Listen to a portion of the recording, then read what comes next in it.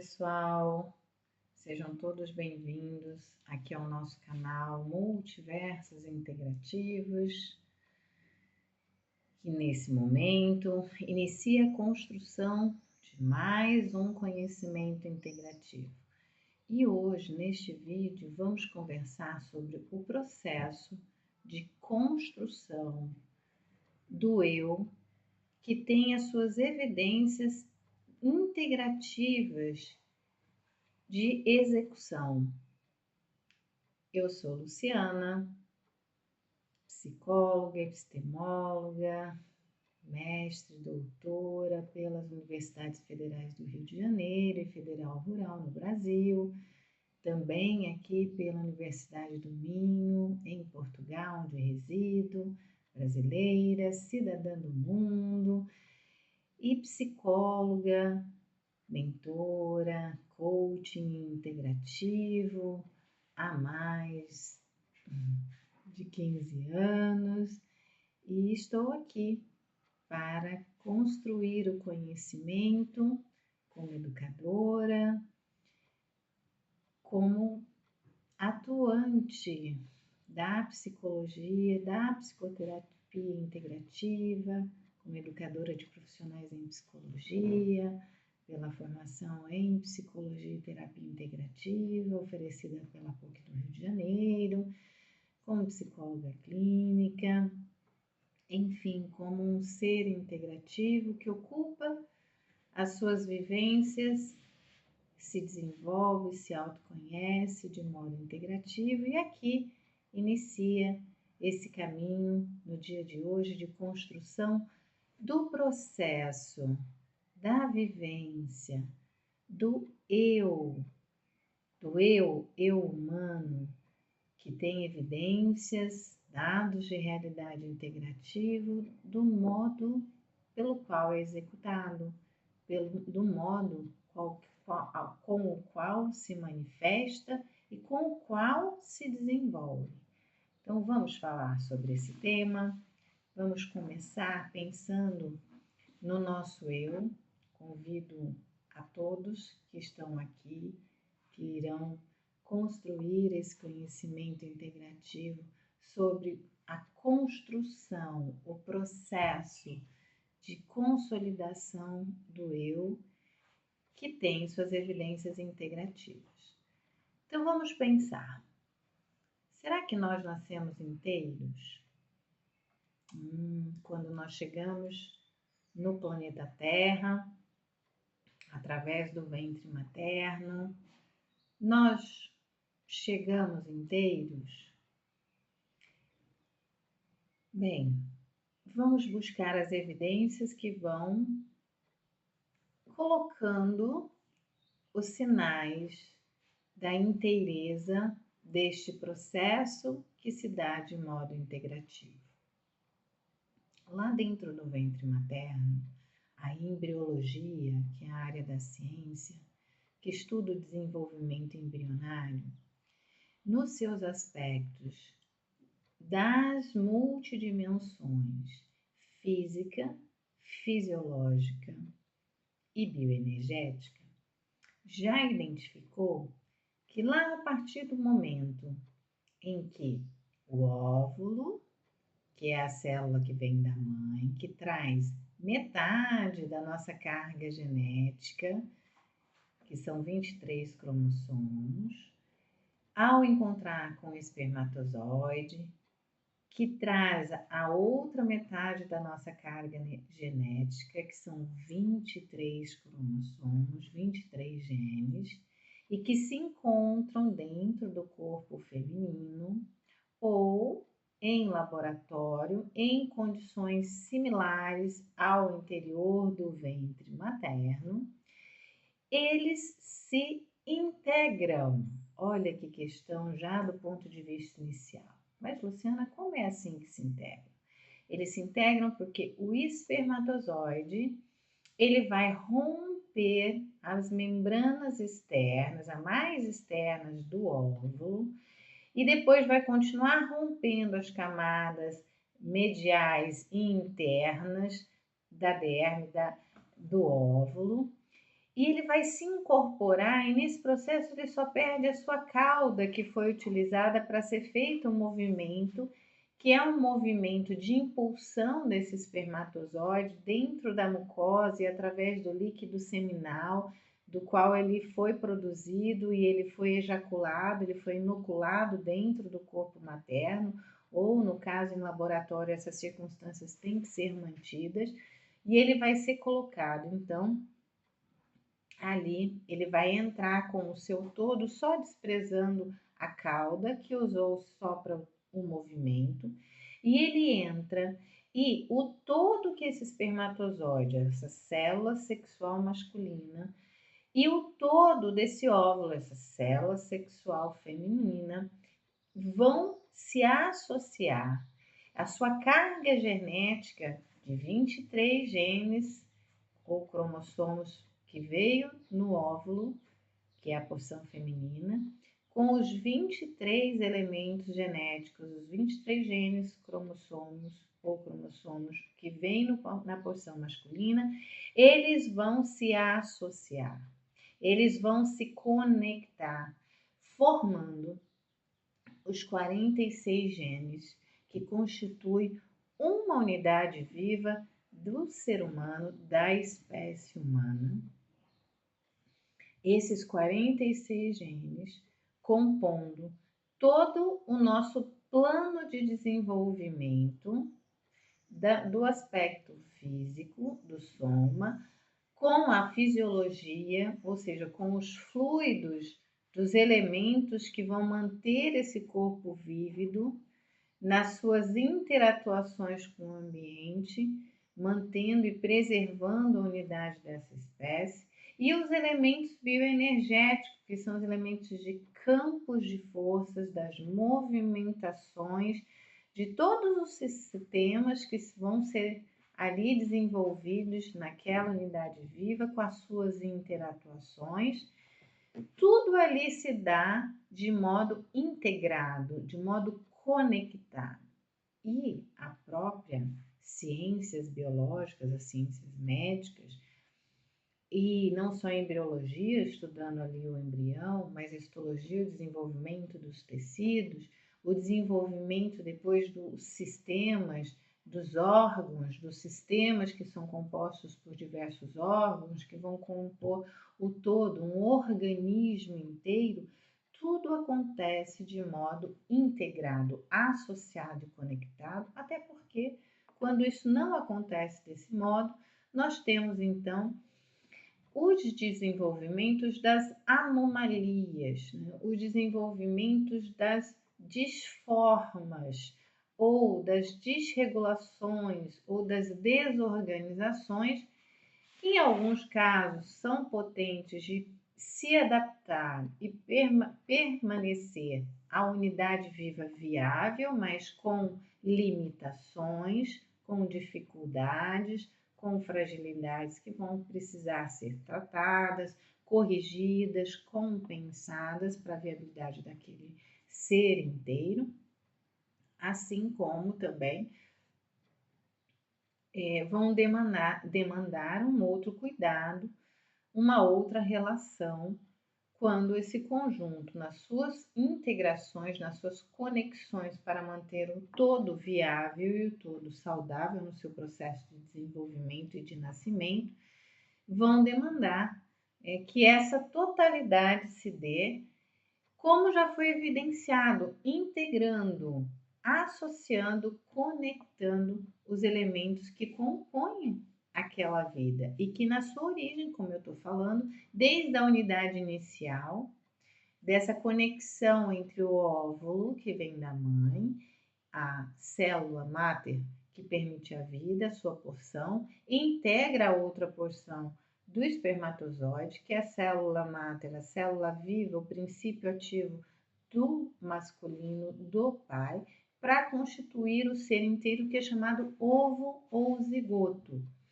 e que vai ser o início do surgimento da vida e que vai depender também não só da integração desses elementos, mas da integração de todo o ambiente onde ele vai estar, porque a partir do momento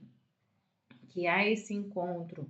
há essa formação do ovozigoto, ele precisa se fixar numa porção do útero e ali, no seu ambiente externo, que é a porção do útero que ele se fixou, ele vai precisar que seja o corpo materno que o corpo materno desenvolva uma série de estruturas e ofereça a esse ovozigoto a possibilidade de ele, no seu processo interno, começar uma inominável quantidade de divisões celulares e especializações de células para compor todos os elementos daquela unidade viva ser humano que terá os seus 9 meses dentro do ventre materno para desenvolver a sua totalidade e manter essa potência que estava lá nos genes definidas, sendo desenvolvidas agora, integrando as condições que o útero materno e que esse corpo materno vai lhe mandar de fluidos, de células, de componentes, de nutrientes, de gases, para que ele possa estar ali no pleno desenvolvimento do seu potencial. Bem, e nós somos um inteiro conforme e vivemos um processo integrativo da nossa própria constituição, do nosso desenvolvimento, da nossa produção, conforme as evidências mostram que se dá de modo integrativo a todo momento? A resposta é sim. Nós somos seres inteiros e que a todo momento desenvolvemos processos integrativos do nosso contato, da nossa captura, assimilação, seleção dos componentes que vão adentrar a nossa porção, o nosso eu, o nosso ser vivo, assim como naquilo que nós colocamos para o mundo, que nós oferecemos para fora de nós, também se dará de modo integrativo. E ainda pensando lá no embrião, que começa as divisões celulares e aí vira feto, e começa na constituição da divisão celular e nas trocas que ele precisa ter as condições adequadas, ou seja, um ambiente nutritivo, um ambiente capaz de lhe fornecer todos os inputs, todas as entradas, todos os ingredientes possíveis para que ele, na sua composição genética e no seu processo interno de divisão celular, constitua todos os seus sistemas, toda a sua organização interna e sustente essa constituição, essa organização interna de modo saudável, muito bem nutrida, muito bem estabelecida, para a continuidade desse processo todo de troca, esse processo todo de construção, de criação de elementos de modo potente e viável, para a partir do nascimento se sustentar de modo autônomo, de forma desligada do corpo materno, do ventre materno. Mas não é só isso que se dá. Aquele embrião também, ele tem contato com todo o todo da mamãe, com todos os movimentos que o seu corpo faz, com todas as escolhas que a mamãe faz naquele período todo, de como ela vai viver aquelas possibilidades, como ela vai captar os seus nutrientes, como ela vai se dar o descanso necessário para a recomposição energética do seu soma, do seu corpo, a sua fisiologia, a sua bioenergética, e mantendo a dela, manterá a do seu filho que está no seu ventre materno. Quais são as escolhas que ela vai fazer sobre os processos de estudo, de investigação, de opções nutritivas, nutricionais que ela deve oferecer ao seu corpo, para que assim ela esteja oferecendo também ao seu filho no desenvolvimento intrauterino. Esse também vai ser integrado todas as emoções que a mamãe estiver vivendo e toda a escolha de contato que ela fizer com o seu filho em desenvolvimento no seu ventre materno. Esse também filhinho lá dentro tem todo o contato com os sons que a mamãe emite, os sons corporais, a dinâmica da funcionalidade, da fisiologia desse corpo materno, da frequência cardíaca, da circuitaria, de tudo que circula no corpo, e ali chega até o ventre materno, até esse filhinho em desenvolvimento, das proporções do líquido amniótico que o permite nadar no ventre materno e confortavelmente ali estar no seu processo de desenvolvimento. A placenta, que é a sua grande reserva nutricional e também um anteparo muito importante para os movimentos do embrião. E toda sorte de movimentos e de trocas que o todo da mamãe proporciona à medida que ela vive também a sua inteireza no mundo e que ela possa integrar as suas escolhas e se preservar para esse processo do desenvolvimento inicial do seu filho no ventre materno e tudo que ela possa acrescentar, agregar, que ela possa retirar também do seu modo de vida naquele momento, para que potencialize, para que fortaleça, nutra o desenvolvimento desse filho no seu ventre materno, de modo ali integrativamente autoconhecido e escolhido por essa mamãe e na sua relação com este filho que dentro do seu ventre está com ela aonde ela está e está vivendo com ela todas as intensidades que ela vivencia. Bem, e depois que nasce, quais são então as evidências? O processo de construção desse eu, ele continua sendo integrativo, ou seja, ele continua integrando, ele continua conectando, associando tudo que ele vivencia, todas as trocas? E a resposta é sim. O bebê ali também, durante a gestação, ele também, com o seu mapeamento genético, desenvolve, traz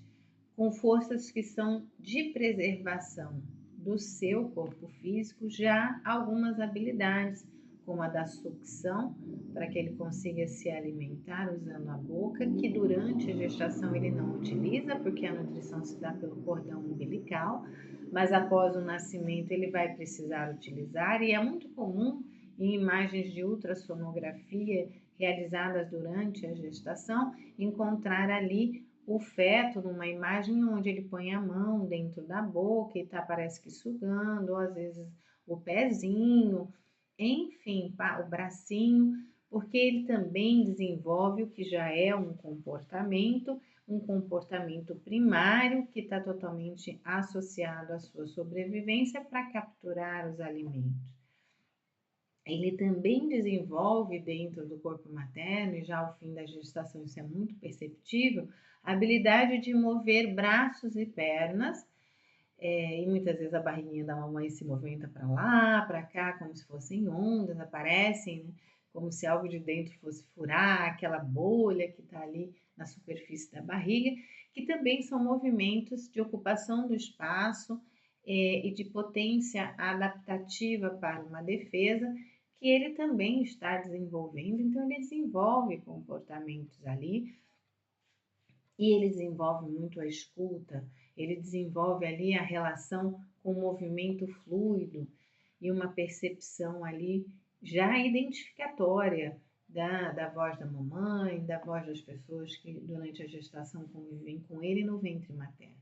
E depois que ele nasce, então, a partir do momento que ele vem ao mundo e que ele tem que se apropriar do seu lugar no mundo com as suas características específicas, esse ser, então, começa a desenvolver habilidades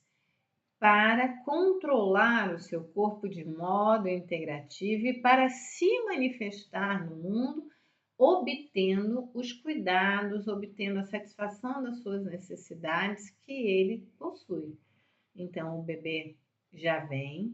ele já vem com o reflexo, o ato reflexo de sugar, da posição de pés e mãos para contato, para se mobilizar, se movimentar. Ele vai desenvolver a habilidade de conseguir fixar o seu pescoço, mantê-lo rígido, coisa que quando estávamos na água no ventre materno não era tão necessário, e ele vai de pronto estabelecer as relações com a manifestação do choro, que começa num ato de muito incômodo, de muita inconveniência, porque é um ato que causa um sofrimento, uma dor, que é a entrada dos primeiros gases no sistema respiratório e no pulmão, para a primeira troca respiratória logo que ele nasce. O nenê ali muitas vezes, né, já chora, já manifesta o choro, e que é um grande potente articulador de comunicação, e daí por diante ele vai se desenvolver, claro que nos primeiros dias muito mais lentamente, mas depois se apropriando muito do seu lugar no mundo, reconhecendo as figuras parentais, o seu campo visual vai se desenvolver também, e ele então vai se manifestar exigindo as trocas e aprendendo os códigos linguísticos, descobrindo com a sua potencialidade, sua inteireza, tudo que há no mundo, experimentando e aí começando a capturar os signos, os nomes, as classificações, os símbolos e a compor o seu integrativamente o seu componente cognitivo a partir de uma relação de imitação, das figuras que convivem com ele, de como elas andam, se movem, gesticulam, como são as expressões faciais delas, né, o que elas autorizam, o que elas interdizem ou interditam, desculpe-me, ou elas proíbem, o conforto ou desconforto, os diversos sabores, enfim, esse bebê vai crescer e vai sempre tendo contato, captando, assimilando elementos, integrando no seu cabedal que constitui a sua identidade, os seus parâmetros comparatórios, o seu conjunto de signos, símbolos, códigos,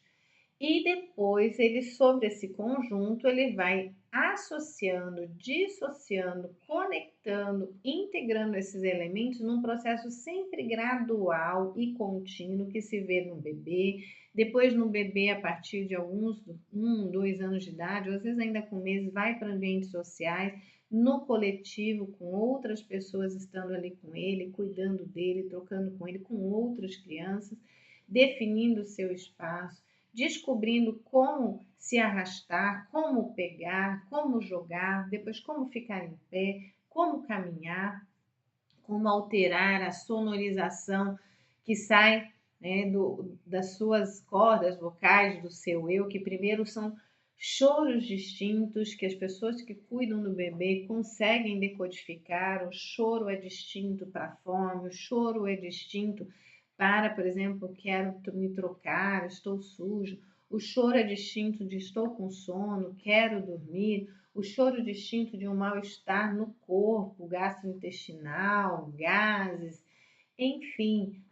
já começa o choro do bebê ser distinto e transmitir códigos, mensagens distintas, como também depois o fará quando ele começar a aprender as articulações dos sons mediante os fonemas, mediante depois as sílabas, mediante depois as palavras, que nesse contato por imitação, que integra exercício auditivo, campo visual, a textura no tato, o paladar, os bebezinhos põem tudo muito dentro da boca, a manipulação de tudo que está no corpo e fora do corpo e a expressão disso que vai formando o seu inteiro e vai mantendo esse processo que é gradual e contínuo da vivência de construção desse ser, muito intensificado no início da infância, mas continuamente executado depois na segunda infância, lá quando está no regime escolar, já sendo alfabetizado, depois durante a adolescência, com todas as alterações também da sua fisiologia, dos seus hormônios, das suas interações sociais, no preparo para chegar à vida adulta, da sua autonomização dos elos familiares de dependência para se tornar adulto, se autonomizar na sua tomada de decisão, na execução dos seus trabalhos, que ele já começa desde criança, desde pequenininho, aprendendo a cuidar do seu corpo, a se vestir, a se alimentar, a pegar nos talheres, depois a obedecer às regras, os horários, as execuções das tarefas nos ambientes escolares ou de atividades esportivas, de atividades sociais, o limite entre si e o outro, o respeito entre as regras do que é possível e do que não é, também integrando isso, captando e assimilando isso nos seus sistemas de justiça, de medidas, de filosofias, e vai ocupando cada vez mais gradualmente o seu lugar no mundo e vai integrando essas possibilidades. Ou seja, as evidências mostram que o processo é de construção em ato contínuo vivencial, de ir integrando os elementos das nossas trocas, mas os associando, ora os dissociando, ora os capturando, ora os repelindo também, porque não é tudo que é capturado e integrado, porque é aquilo que pode ser nocivo, prejudicial, pode não manter a vida, isso é repelido, isso é afastado, inicialmente pelas figuras protetivas que cuidam do bebê, os pais ou cuidadores, e depois, posteriormente, com as experiências, a própria criança se tornando autônoma a repelir, expulsar, e aí num diálogo, numa comunicação mais cognitiva, de mais aprendizado das regras, de preservação da sua inteireza e dos lugares e do trabalho que isso lhes imputa realizar e dos lugares desejados, dos lugares ocupados por esse ser vivo, que continuamente vai ver esse processo depois na vida adulta, nas trocas,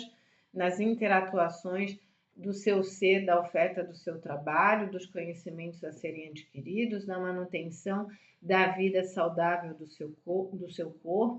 da sua fisiologia, do seu campo bioenergético, que constitui a sua inteireza aí do corpo físico, dos seus aspectos que estão no extrafísico, no psicológico, das suas cognições, das suas emoções e sentimentos, dos seus comportamentos, das suas relações de troca com os outros elementos vivos, das suas relações sociais, dos seus potenciais de execução de trabalho, das suas habilidades, das suas medidas justas do que é o eu, do que é o outro, de como interatuar e trocar com eles ou com todos os sistemas vivos, com os ambientes e as suas características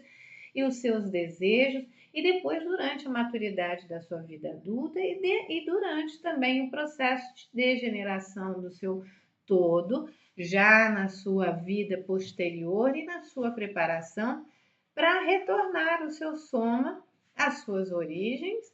para se desfazer lá numa vida avançada após uma longevidade das vestes do corpo físico e passar ao trânsito, ao fluir que se dá na ordem do extrafísico, que é o fechamento da existência dessa oportunidade física, chamado de morte do corpo físico, e da transição que vai se passar aí por todos os elementos que constituem esse todo numa dimensão extrafísica. Então, como foi aqui demonstrado, e vocês podem pensar isso com muito mais detalhes, em todo o processo gradativo que tem evidências de construção em ato contínuo integrativo de tudo que nós vivenciamos nos nossos multiuniversos, nas nossas multidimensões, nos seus multiníveis que compõem o eu e que nos sustenta como eu e nos difere como eus de épocas vivenciadas anteriormente, o que mostra que o processo é gradual e contínuo desse progresso até no tempo que vamos degenerar, desfazer esse todo vívido para retornarmos então às vivências que se dão no campo extrafísico, enquanto o somático, o físico, retorna às suas origens, se compondo com outras matérias que também estão em degeneração. E assim concluímos então a construção desse saber sobre as evidências do processo de construção do eu de modo integrativo e que vai diferindo e vai se construindo gradualmente de modo vivencial no seu todo, aqui nesse processo de construção do saber integrativo no nosso canal nos Multiversos Integrativos. Agradeço a presença de todos. Peço àqueles que possam compartilhar, que possam comentar, que gostaram do trabalho, que tem uma sua utilidade, que deixem o seu like e despeço com a minha gratidão.